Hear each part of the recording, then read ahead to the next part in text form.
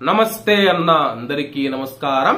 Kuwait లో పవిత్ర రంజాన్ మాసం మార్చి 11వ తేదీ నుంచి ప్రారంభం కానుంది. దీంతో కువైట్ లోని ప్రజలందరూ ఇప్పటి నుంచే వస్తువులు కొనుగోలు చేస్తూ ఉన్నారు.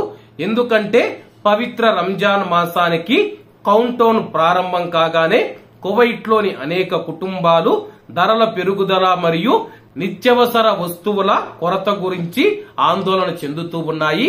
ఇప్పటికే 50% ధరలు పెరిగాయని చెప్పి ఒక పక్క యుద్ధాలు జరుగుతూ ఉన్నాయి, మరో పక్క కువైట్ లో రాజకీయ సంక్షోభం ఉంది. దీంతో ధరలు పెరుగుతాయి, అలాగే ఆహార వస్తువుల కొరత ఏర్పడే అవకాశం ఉందని చెప్పి చాలా మంది కువైట్ లో ఉన్న ప్రజలు ముందుగానే నిత్యవసర సరుకులు కొనుగోలు చేస్తూ ఉన్నారు.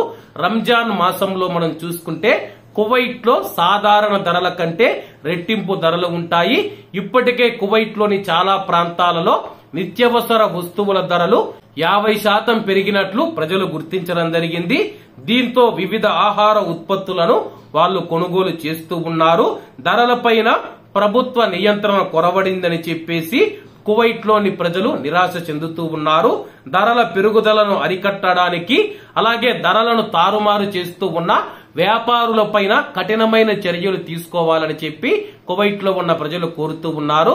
అలాగే కువైట్ లో ఉన్న మన ప్రవాసులు ఎవరైతే ఉన్నారో మీరు జమ్మియాలకు వెళ్లి వస్తువులు కొనుగోలు చేస్తూ ఉంటే నిత్యావసర మరియు కూరగాయల ధరలు పెరిగినాయా లేదా అని చెప్పేసి కామెంట్ రూపంలో తెలియజేయాలని కోరుకుంటూ అందరూ బాగుండాలి, ఎందులో మనం ఉండాలి. అందరికీ నమస్తే అన్న, జై హింద్.